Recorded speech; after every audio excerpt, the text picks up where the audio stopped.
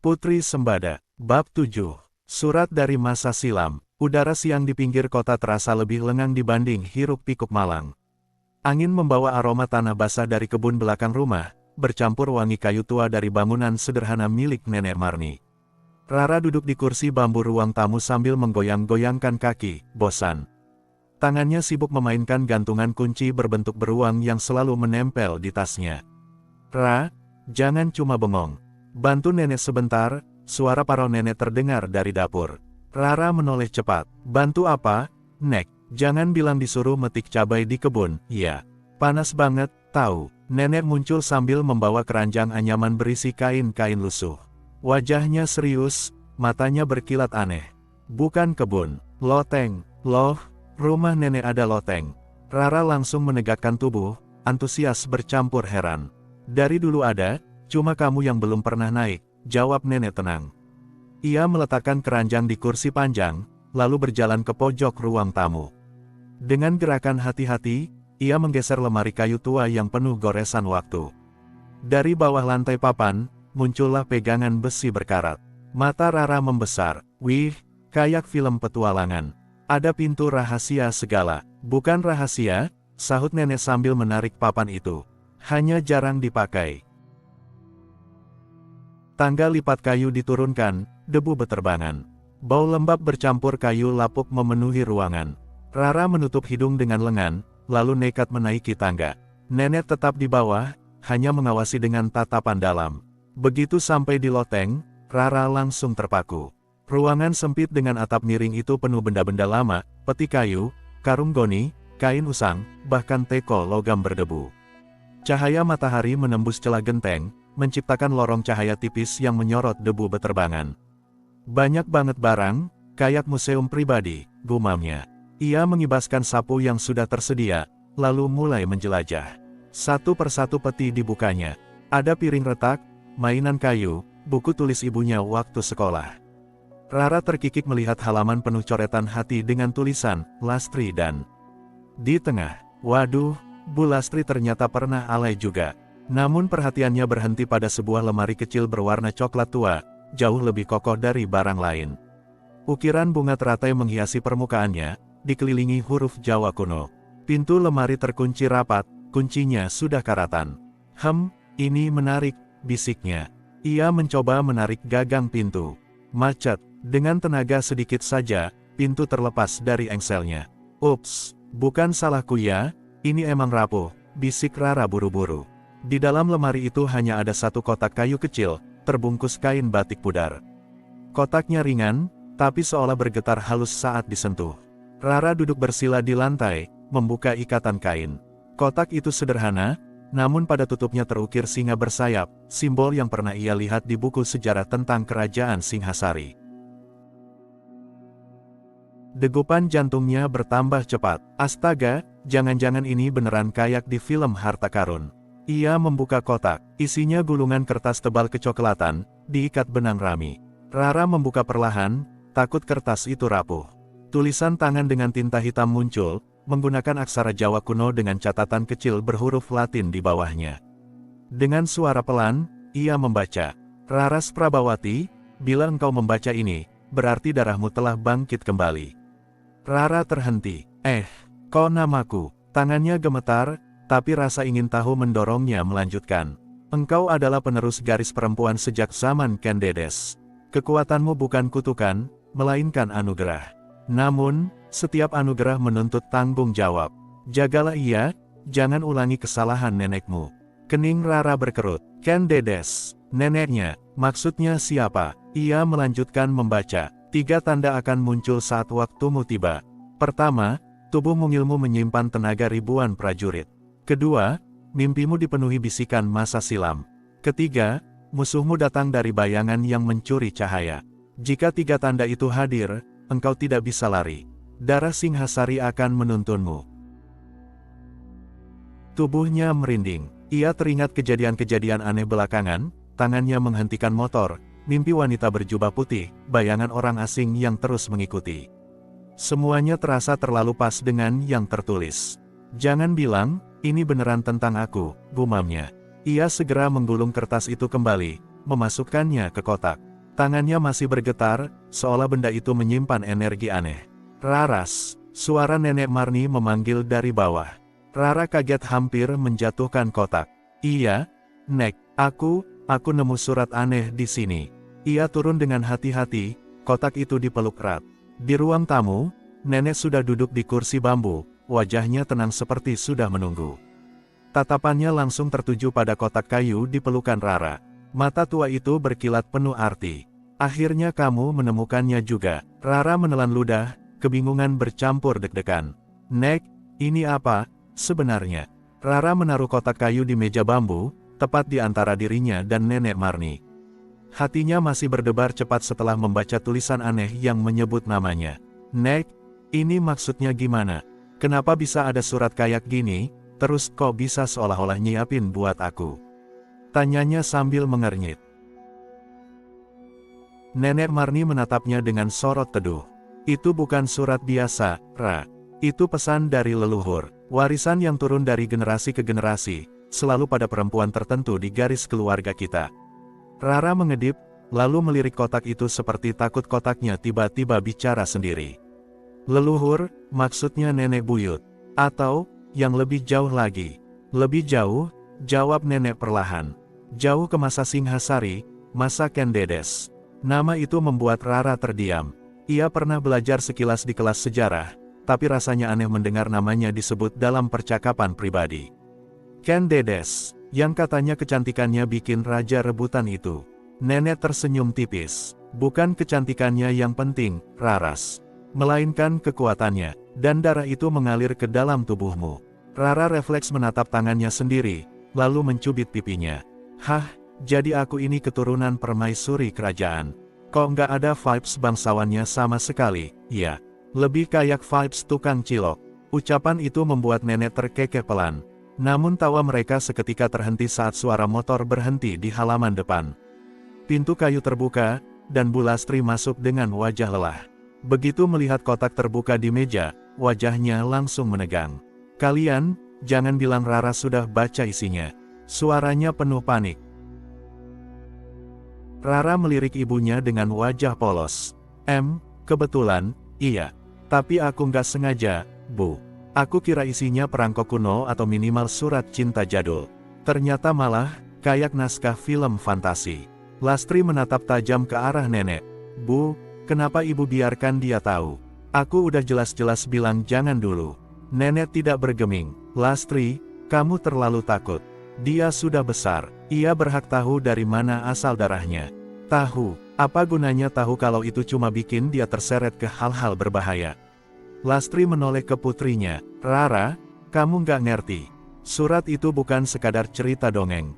Kalau kamu percaya, hidupmu nggak akan sama lagi." Rara terdiam, bingung di antara dua kutub. "Bu, aku udah tahu ibu juga pernah punya kekuatan. Ibu sendiri yang cerita. Tapi kenapa sekarang malah marah kalau aku tahu lebih banyak?" Lastri mengepalkan tangan, wajahnya menegang.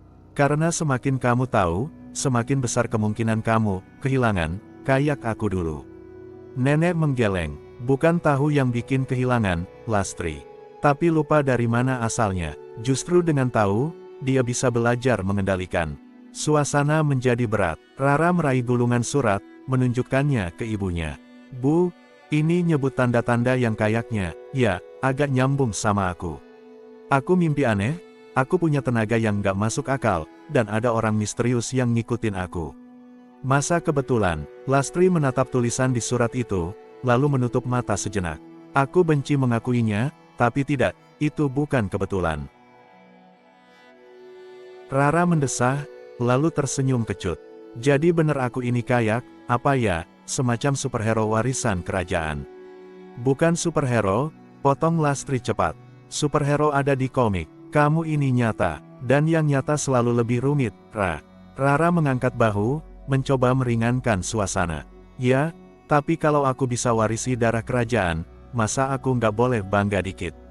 Minimal aku punya alasan kalau ditanya, kenapa kamu kuat banget, Ra?" Jawabannya tinggal, "Oh, aku cucunya Singhasari." Gitu aja. Nenek tertawa kecil, sementara Lastri menutup wajah dengan telapak tangan. Astaga, anak ini. Namun tawa itu cepat mereda. Nenek menatap Rara dalam-dalam. Nak, jalanmu memang berat. Tapi ingat, kekuatan ini bukan untuk dipamerkan, apalagi disalahgunakan. Leluhur kita meninggalkan surat itu supaya kamu tidak mengulang kesalahan. Rara mengangguk pelan, kali ini lebih serius. Aku ngerti, Nek. Aku mungkin suka bercanda, tapi aku nggak main-main soal ini. Aku nggak mau jadi beban kayak yang Bu Lastri takutkan. Aku pengen jadi orang yang bisa jaga, bukan nyakitin. Lastri menunduk. Ada kilatan haru di matanya, meski ia berusaha keras menyembunyikannya. Kamu ngomong gitu aja udah bikin ibu deg-degan, Ra. Aku cuma mau kamu tetap jadi dirimu sendiri, bukan boneka dari masa lalu. Rara meraih tangan ibunya. Aku tetap Rara, Bu. Anak yang suka kebanyakan makan cilok, yang nilainya kadang pas-pasan, yang kadang juga bikin ibu jengkel. Tapi kalau aku memang punya darah Singhasari, ya aku harus belajar berdamai sama itu, kan? Nenek mengangguk puas. Itu jawabannya. Hening sejenak. Angin dari kebun masuk membawa suara jangkrik, seolah ikut mengiringi keputusan yang baru saja diambil. Rara menatap lagi surat di tangannya, lalu mengembuskannya perlahan. Kalau gitu, mulai sekarang, aku harus belajar. Tapi belajar ke siapa? Masa belajar baca buku doang? Nenek tersenyum penuh rahasia. Ada cara, tapi waktunya belum tiba. Untuk sekarang, cukup kamu tahu bahwa kamu tidak sendirian. Rara ingin bertanya lebih jauh, tapi Lastri cepat-cepat berdiri. Cukup untuk hari ini. Jangan tambah pusing kepalanya dengan rahasia lain. Rara masih perlu waktu. Rara mendengus kecil. Iya, tapi Bu jangan salahkan aku kalau nanti aku kebanyakan mikir terus jadi nggak bisa tidur. Lastri menatapnya tajam, tapi ujung bibirnya tersungging. Kamu emang suka bikin orang nggak bisa tidur, Ra. Malam itu, setelah makan bersama, Rara berbaring di kamar tamu rumah nenek. Kotak kayu ia letakkan di meja kecil, tapi matanya terus terpaku ke sana. Kata-kata dari surat itu berulang kali terngiang, tubuh mungil, mimpi masa silam, bayangan yang mencuri cahaya. Ia menutup mata, mencoba terlelap. Namun jauh di dalam pikirannya, ia tahu hidupnya tidak akan sama lagi. Surat itu bukan sekadar pesan dari masa lalu, melainkan pintu menuju takdir yang menunggunya. Rara menatap langit-langit kamar nenek, tapi pikirannya jauh melayang. Malam di pinggiran kota begitu sunyi, hanya terdengar suara jangkrik yang bersahut-sahutan dari kebun. Kotak kayu di meja kecil tampak tenang, seolah hanyalah benda biasa. Tapi Rara tahu, setelah surat di dalamnya dibaca, ada sesuatu yang berubah. Ia menggeliat, mencoba memejamkan mata, tapi hatinya tak bisa tenang. Kata-kata dari surat itu berulang-ulang muncul, tubuh mungil, darah Singhasari, mimpi masa silam, bayangan yang mencuri cahaya. Aku ini apaan sih, superhero atau tokoh drama kolosal? Gumamnya pelan. Ia mencoba bercanda dengan diri sendiri, tapi perasaan aneh tetap merayap. Lalu tiba-tiba, hawa kamar itu berubah. Angin yang tadinya sepoi menjadi dingin menusuk.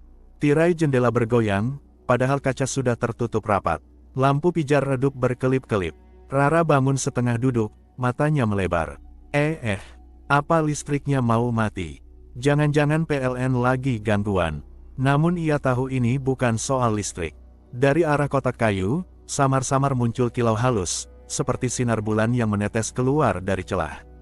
Ya ampun, ini seriusan. Kotaknya bisa glow in the dark gitu. Rara mendekat dengan langkah hati-hati. Ketika jarinya menyentuh permukaan kayu, cahaya itu semakin terang. Seketika, ia merasa seperti ditarik ke dalam arus deras yang tak terlihat. Tubuhnya oleng, dan pandangannya gelap. Ia berdiri di sebuah lapangan luas. Angin membawa bau tanah basah, suara gamelan samar terdengar dari kejauhan. Namun yang paling mengejutkan, ia melihat bangunan megah menjulang, candi batu hitam dengan ukiran rumit, berdiri kokoh di bawah cahaya bulan. Ini, Candi Singhasari, bisiknya, meski ia tak pernah benar-benar berkunjung sebelumnya. Di tengah lapangan, berdiri seorang perempuan berbusana kerajaan. Rambutnya panjang tergerai, wajahnya bercahaya bagai rembulan. Mata perempuan itu menatap langsung ke arahnya. Raras Prabawati, suara itu bergema, lembut tapi menggetarkan. Rara hampir terpeleset mundur. Iya, saya Rara, siapa ya, Mbak? Atau, Ibu? Apa, Yang Mulia? Perempuan itu tersenyum samar. Aku hanyalah bayangan dari masa lalu. Kau pewaris darahku, penerus yang dipilih. Penerus, maksudnya kayak, staf magang, gitu. Rara spontan nyeletuk. Perempuan itu tidak menjawab, hanya menoleh ke arah candi.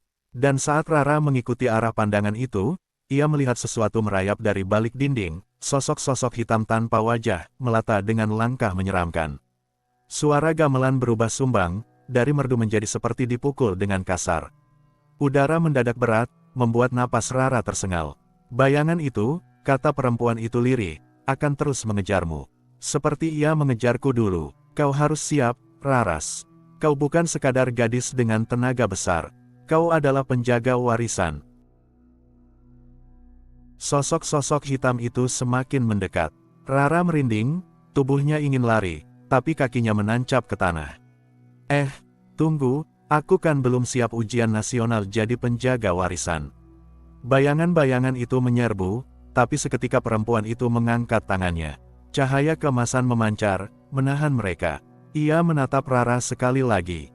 Ingatlah, cahaya tidak akan bertahan jika kau membiarkannya dicuri. Hati-hati dengan siapa yang mendekatimu. Dan semuanya gelap. Rara, bangun, Rara. Ia membuka mata dengan terengah. Ternyata Bu Lastri sudah duduk di tepi ranjang, wajahnya panik. Kamu teriak-teriak barusan, mimpi buruk ya. Rara menyentuh keningnya, tubuhnya basah oleh keringat. Kotak kayu di meja sudah kembali biasa, tanpa cahaya. Tapi perasaan aneh itu masih ada, nyata dan menempel. Ibu, suaranya lirih, aku mimpi, tapi rasanya kayak beneran. Ada perempuan, pakai baju kerajaan. Katanya aku ini penerusnya. Terus ada bayangan hitam yang ngejar aku. Wajah Bu Lastri pucat. Bayangan, Rara mengangguk. Iya, hitam semua, kayak orang tapi nggak punya muka. Mereka kayak mau nerjang aku. Nenek Marni yang sudah berdiri di ambang pintu menarik napas panjang. Jadi waktunya benar-benar sudah tiba. Rara menatap mereka bergantian, kebingungan. Nek, Bu, maksudnya gimana? Mimpi ini ada hubungannya sama surat itu, iya. Lastri menunduk, jelas ingin menutupi sesuatu, tapi Nenek Marni menjawab tegas. Itu bukan sekadar mimpi, Ra. Itu tanda, dengan terbukanya kotak, warisan dalam darahmu mulai bangkit. Dan bersamanya, musuh lama pun ikut terbangun. Rara menggigit bibir, hatinya diliputi rasa takut, tapi juga semacam kepastian. Semua kejadian belakangan ini, semua kekuatan aneh yang muncul, ternyata bukan kebetulan. Jadi, aku beneran harus siap, ya. Aku ini bukan cuma cewek kampus biasa yang doyan cilok. Tanyanya dengan senyum kecut. Bu Lastri menggenggam tangannya erat. Aku takut, Ra. Aku tahu rasanya kehilangan kendali atas kekuatan itu. Aku nggak mau kamu mengalami hal sama. Rara menatap mata ibunya. Ada gentar, tapi juga tekad yang mulai tumbuh. Bu, aku juga takut. Tapi aku nggak mau lari. Kalau memang ini warisan, ya aku harus terima. Dan kalau ada bayangan yang ngejar, ya udah, aku lawan. Ucapan itu membuat Lastri terdiam. Sementara Nenek Marni tersenyum bangga. Begitu seharusnya seorang Prabawati, ucapnya. Kekuatanmu bukan kutukan, tapi amanah. Dan amanah hanya bisa dijaga dengan keberanian. Rara menarik napas panjang. Ia tahu sejak malam itu, hidupnya tidak akan sama lagi. Surat dari masa silam bukan sekadar kisah lama, itu adalah panggilan, dan ia sudah mendengarnya. Malam semakin larut. Setelah ibunya dan nenek keluar kamar, Rara kembali berbaring. Ia menatap kotak kayu itu sekali lagi. Kalau benar ada bayangan yang ngejar, ya udah. Tapi semoga mereka tahu, walaupun aku kecil, aku nggak gampang jatuh. Aku kan Raras Prabawati, calon superhero lokal edisi Singhasari. Ia tersenyum sendiri, lalu memeluk bantal. Tapi jauh di hatinya, ia tahu senyuman itu hanya untuk menenangkan diri. Sebab mimpi tadi terlalu nyata untuk dianggap bunga tidur. Dan di luar sana, di kegelapan yang jauh dari rumah nenek, seekor burung gagak hitam bertengger di atas tiang listrik, menatap ke arah rumah itu dengan mata merah menyala.